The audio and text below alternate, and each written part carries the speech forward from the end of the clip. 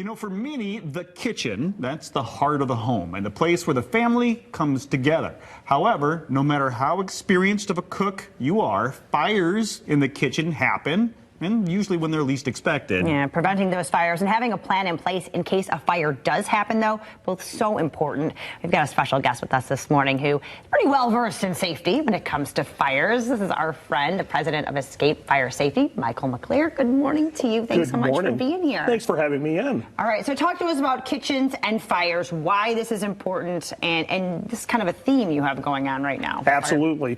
So this is Fire Prevention Week. And firefighters across the state of Michigan, as well as across the country, come together and speak with a unified voice.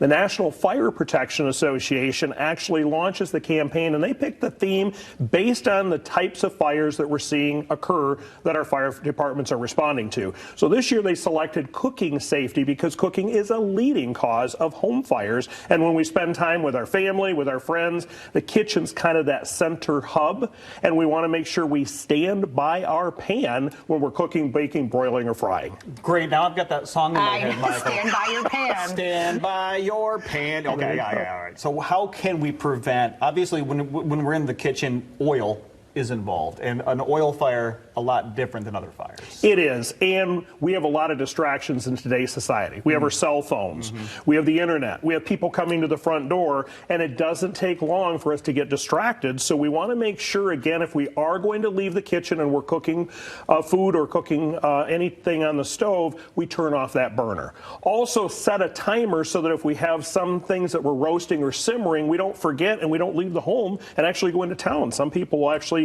leave things baking when they leave the home. Not a good choice. And we want to also make sure if there is a fire, we actually put a lid on it. So stand by your pan for prevention, but if we have a fire, we put a lid on it and it smothers the flames. Reason why I use the oven mitt, we don't want to have, if that pan had fire or flames coming out, we don't want to get burned. Absolutely. And we never carry a pan outside. As a firefighter, I've seen tragically people try and carry that flaming pan of grease or hot oil outside, and it can leave the vessel, it can leave the container, it actually spreads the fire, and it could cause critical burns.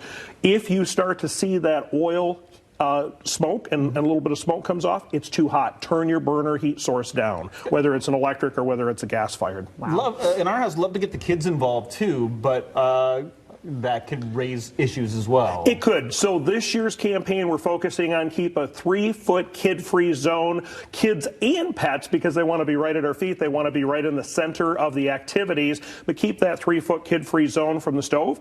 Also from any hot foods that we're serving, and that's going to make sure we prevent that burn injury from happening. And so many times you'll see maybe a mother or a father holding a child while they're stirring the pot, and we don't want to be doing that either. Not at all. So we want to make sure we're totally in attention of whatever we're cooking, and we want to make sure that, again, young ones are in their proper place at least 3 feet away. Okay, and you know, obviously prevention is key, but should the unforeseen happen, a fire does start, you can't get it put out, what do people need to know? So they need to get out of the home.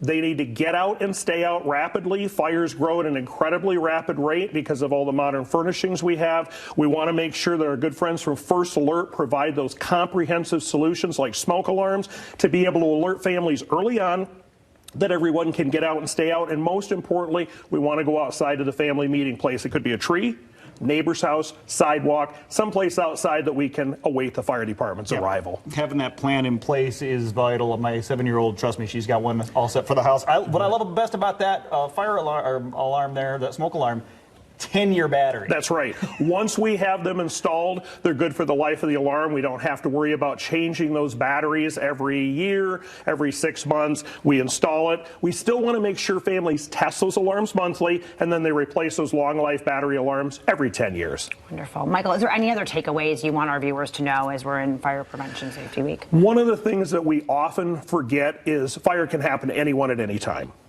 And I want to remind everyone, this is the week, but all throughout the year, our homes are different. Develop those escape plans. Know those 2 ways out, a door or a window, and be prepared as we go into the winter months, as we start talking more about fires and fatal fires. Unfortunately, we're spending more time at home. That escape plan, those working smoke alarms, double our chance of surviving. Absolutely. Yeah. Anywhere, anytime. I mean, just last week, a house fire in our neighborhood. So it can happen to you too. National Prevention Fire Week. It's happening right now. If you want any more information, details on these smoke alarms or what to do in case of a fire, escapeinc, escapeinc.org, or a toll-free number right there on your screen.